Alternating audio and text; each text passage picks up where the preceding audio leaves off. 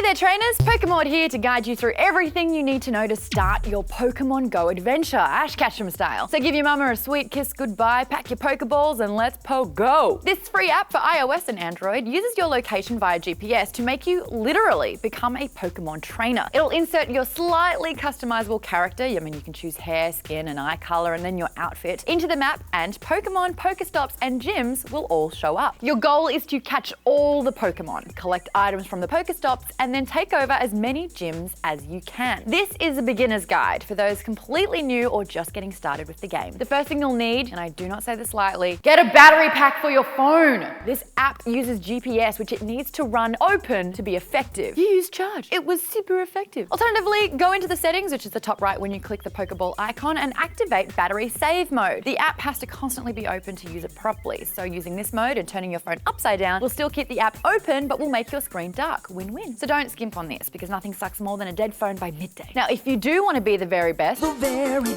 you can play the game on 2 devices logged onto the same account. Not simultaneously, but if one device runs out of juice, pulling out a second device to power on, pun intended, and using the same account will work and all progress will be saved. That is hardcore. The next is choosing your starter Pokemon, and let me take the stress out of this completely. It really doesn't matter. Forget everything that you thought you knew because no matter what you choose, you'll instantly find higher level Pokemon in the wild. And unlike the handheld games, it's not turn-based fighting to capture Pokemon, so the grinding process or leveling up is a whole lot different. You're much better off just focusing on capturing all the other potentially higher leveled Pokemon that you stumble across. So how do you catch these Pokemon? Well, there's no battle. You just throw a Pokeball. But there is actually a trick to it. So when you hold down your finger on the Pokeball, a ring will appear around the Pokemon and then will start shrinking into a smaller circle. Now, the smaller that circle is, the more chance you'll have of capturing that Pokemon. The ring has different colors as well, indicating the level of the Pokemon. So green is lower level, but yellow, orange, and red means it getting stronger and stronger and will more likely escape. So pay attention to the ring and then flick your finger in the direction of the Pokemon. Take note of your aiming, how high the ball needs to go or at what distance. Should you throw a ball and miss, you will lose that Pokeball. Once you've caught some Pokemon, you'll have access to them and your items in the home screen. So let's navigate through the menus to see how you can access it all. Your icon is in the bottom left. Hit that to check out your XP, what level you're on, how cool you look, and access your journal, which will record all the items that you find and the Pokemon you catch. Scroll down to see medals that you've got or could get. Yep, unlock achievement hunter goals right there. Tap the Pokeball icon to see your Pokemon Pokedex, which is a catalog of all the Pokemon that you've seen and their stats, plus your items and a store to buy items. Your Pokemon should be sorted from highest to lowest CP, which stands for combat power. To do this, tap the icon to the right and select CP. Now you'll see your strongest to weakest, and this is important because you'll want to level up your stronger Pokemon. The weaker multiples that you have should actually be transferred in for a candy. To do this, scroll down to the bottom of the stats, past power up and evolve, and click transfer, and in return, you'll get a candy. And you need candy to evolve your Pokemon, so save up. Evolving takes way more candy, so think about saving up before you power up. You'll also need Stardust to power up, and you get this when collecting Pokemon, so keep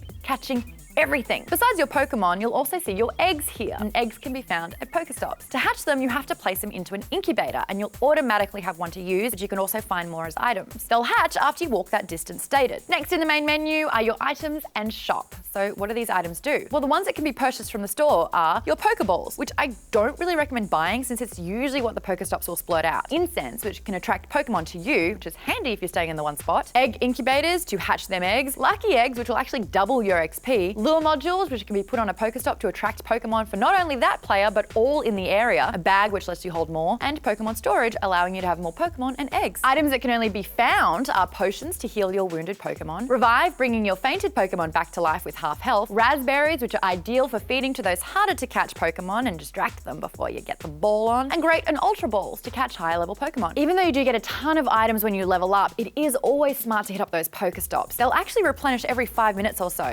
fear not to those who hardly have any nearby. Just cancel your day and wait, and swipe, and wait, and swipe, and wait more. Purple means you can't use it, blue means it's fresh to go. Now, do you wanna be the very best? Well, if you do want to be the very best, you can splurge out and buy some incense and lucky eggs as the ultimate combo to level up. The incense will attract Pokemon to you, usually higher level too. Lucky eggs will double the XP that you get while it's active. Also think about not evolving all your Pokemon at once. Bank it all up, then drop a lucky egg, evolve it all, double XP, thousands of XP coming your way. You can also check to see what Pokemon are near you by using the icon on the bottom right of your main screen. The nearby Pokemon will all be here, including how far away they are. No footprints means that they're in your immediate vicinity. The higher the steps, the further away they they are. Glowing leaves in your map indicate where a Pokemon is, so if you see some rustling, head that way. Lastly, keep doing all of this. The catching of every Pokemon, the transferring of your weaker Pokemon so you can evolve them and power up, the item collecting, all of it, until you hit level 5, and then you can start battling the gyms. When you get there, check out my next video taking you through those steps. I'll also compile a list of all the tips and tricks that people have discovered about the game so you too can be the very best. Until then, happy hunting.